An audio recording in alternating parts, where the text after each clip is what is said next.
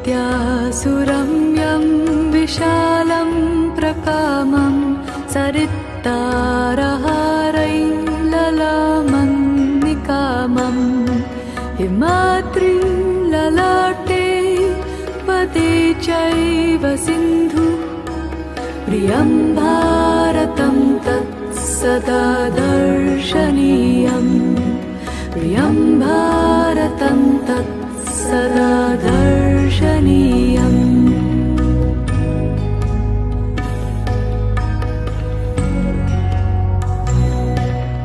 धनानां निधानं धरायां प्रदानम् इदं भारतं देवलोकेन तुल्यम् यशो यस्य शुभ्रं विदेशेषु गीतम्. Namaste. It's Roberta Reeves with Women of Wisdom, and I am here to open the video of me and Dr. Chandrika Devi in Somnambulent in Kerala, India, where I was last year at this very time, as a matter of fact, spending a month in an Ayurvedic hospital. But before I show you what that experience was like, I would like to preface it with what brought me to that experience. In 2016, after being on SSRIs for 4 years, for insomnia, for general anxiety,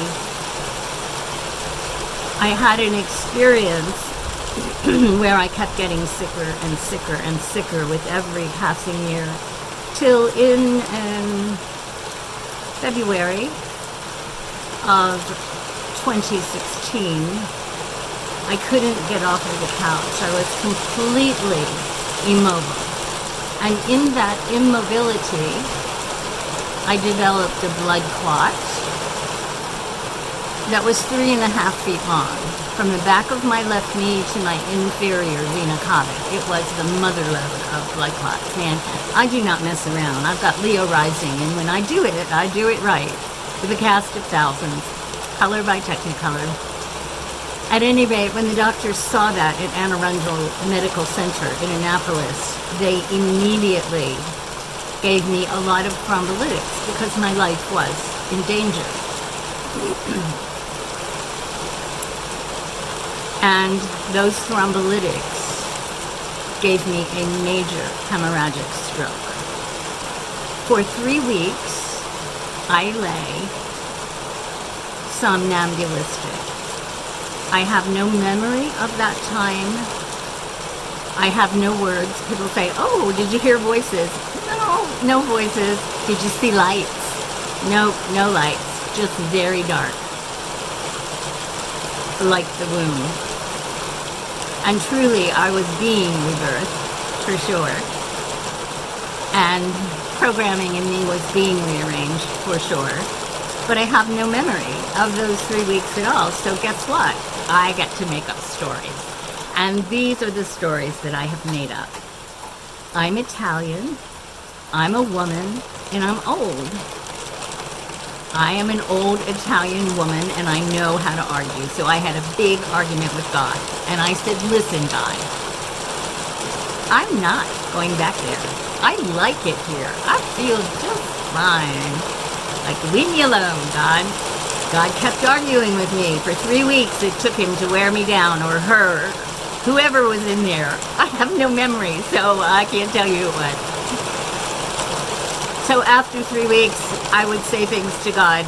Listen, have you looked at that shit show down there? Any loving God would not send a child back to that.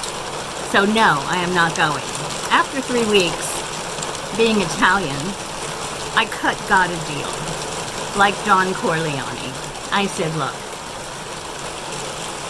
like the John, I have conditions, and these are my conditions. Number 1, I look better than I look before the stroke, which I do. With the grace of God, I'll be 70 years old on June 6th. Second of all, God, my second condition of the three conditions is that I get a new wardrobe. Nothing like a little vanity. Might as well ask for it while you're there arguing with God, right? So I got that wish as well. And the reason I got it was because I could no longer dress myself. Okay? I don't do buttons and snaps. Because when I woke up from 3 weeks of somnambulance, I was hemiplegic. I spent 4 months in the high-intensity care unit of Levendale Hospital, learning to walk again, learning to eat. First time I ate, I took my fork and I went like this. I couldn't find my mouth, okay? This is how bad it was. I look back and it's just a wonder. I found the instructions on how to brush my teeth. My beloved OTs would come in every morning. They would teach me stuff like how to brush your teeth. Well, they gave me written instructions so I could practice while they were gone. They'd leave me with homework. I love you, Carmen. Anyway, I looked at the first instruction on that sheet and it said, what do you think it was? What would you tell a person who was learning how to brush their teeth again? They'd never done it before. They couldn't remember any of the steps. What would you tell them? Take a minute and think.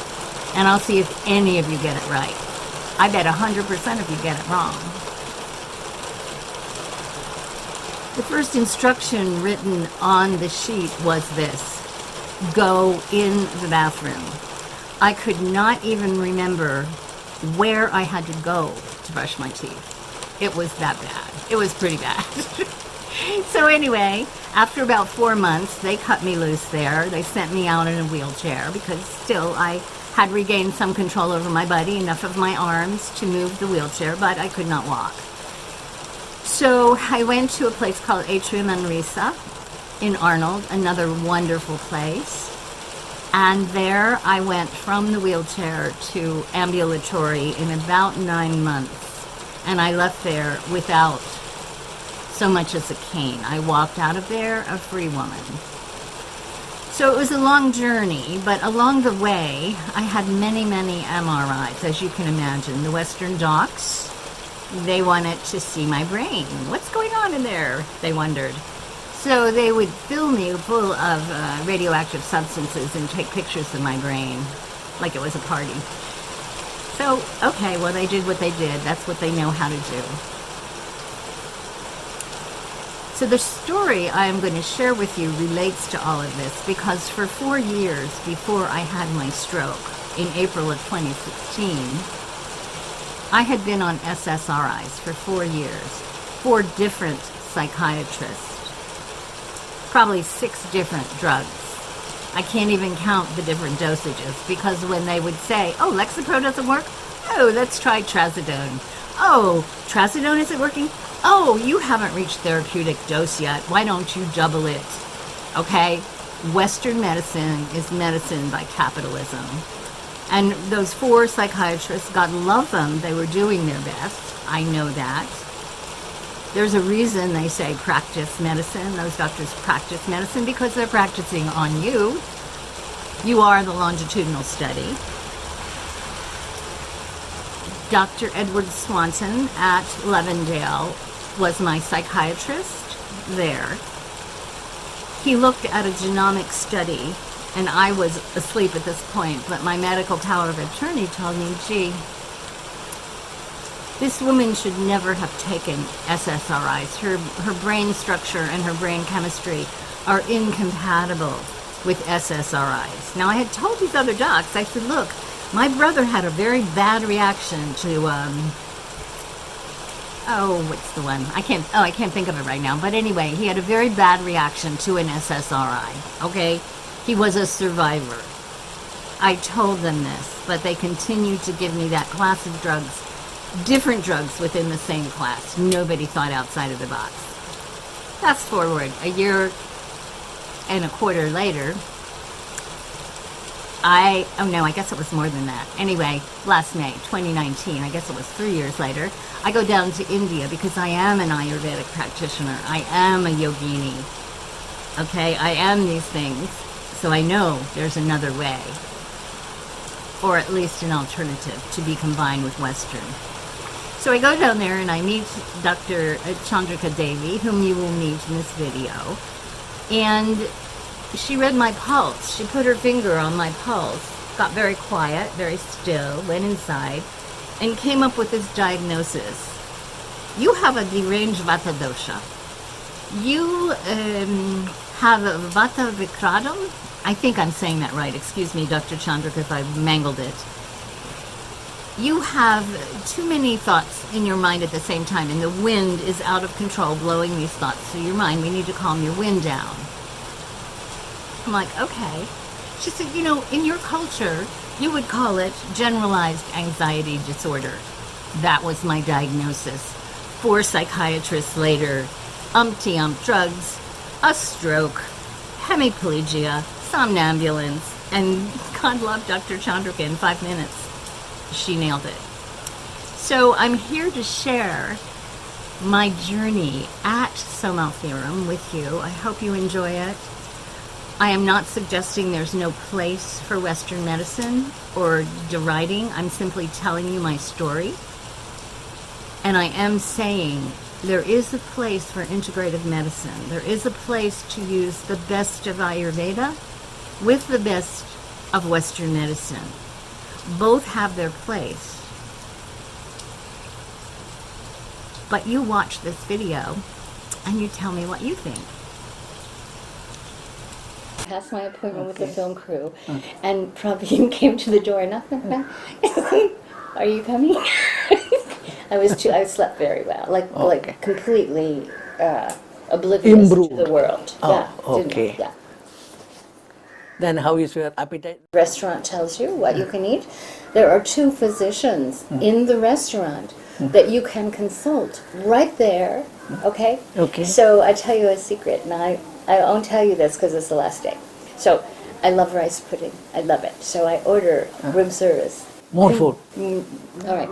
So my diagnosis in Western medicine was also general anxiety disorder. That same problem. Everybody recognizes this is a problem that I have. My mind goes too fast. Yes, yes. And so they treated it very differently with medication that I was allergic to. Nobody, 4 different doctors gave me 4 different medicines of the same class. I could not take that class of drugs. It made me very ill and resulting in not good outcome. But good because then I end up here. So how can you say not good, you know? So I just want to say that the physicians here treat me every day. Every day Dr. Chandrika asks me these questions. How is your health? How is your sleep? How is the whole picture? How are you doing in here? And gives me a consultation and adjusts my treatment according to what she sees every day. Yeah. Anxiety and depression here. So how could I not be calm and peaceful when the entire resort, the entire professional staff, the entire treatment is designed for my calmness? It's very difficult to be anxious when everything is so serene. It feeds your soul. The beautiful flowers, the beautiful smells, the jasmine. I mean, how it's intoxicating. So everything here is designed to calm my anxiety. You understand? It's beautiful. Yes. It's a total immersion in no stress. What you eat, your treatments, your consultations, there's no stress here. You eliminate stress from the vocabulary. Yeah? Yeah. BP no grows. Will check your blood pressure? Yeah.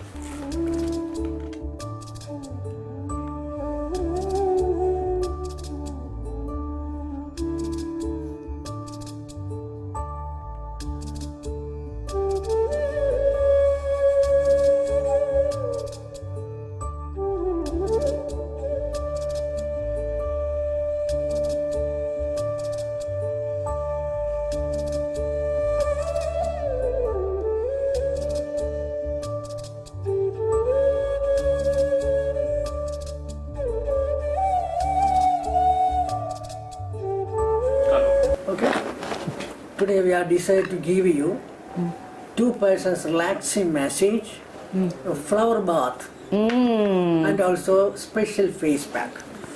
Okay. Totally for the anxiety, depression, and mental and physical pressure. So I want you to be very clear about this. The treatment for anxiety is bathing in a bath of flowers. Yeah, how good does it get? That's all. It's remarkable the difference in the approach of how to approach the same problem of anxiety. Ayurveda, flower bath. In the West, pills. No, we are giving all the herbal medicines.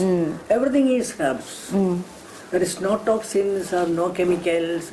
It never hurt our health or our organs. We can proudly say it's very good. Brava! And Roberta, Yes. I will pray for your good health and Thank you. life to God. Talk with the doctor. So I made a joke because Dr. Chandrika means the moon, and her last name is Devi, the goddess. So she's the goddess of the moon. To me, I'm going to pray for you. And I said, well, if you are prayed for by the goddess of the moon, you're going to get it. It's true.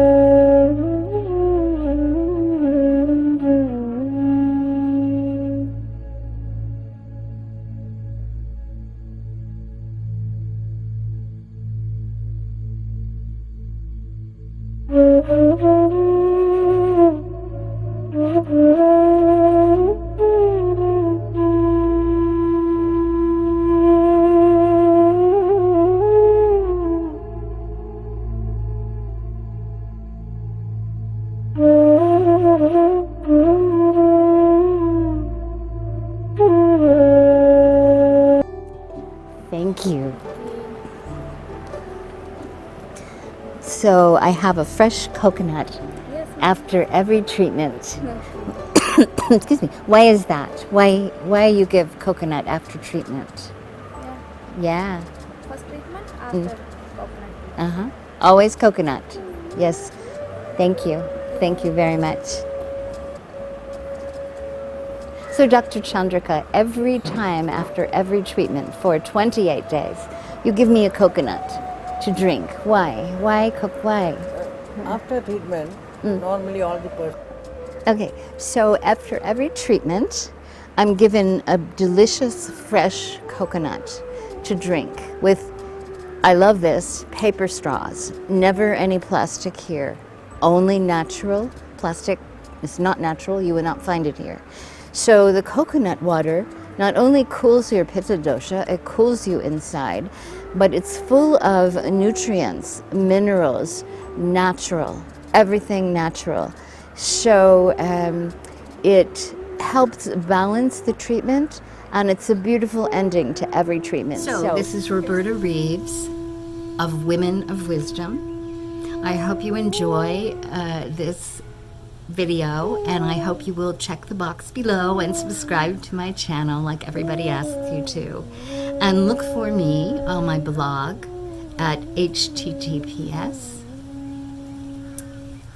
womenofwisdomguru.eu. So look for me there, I'll look for you. Thank you.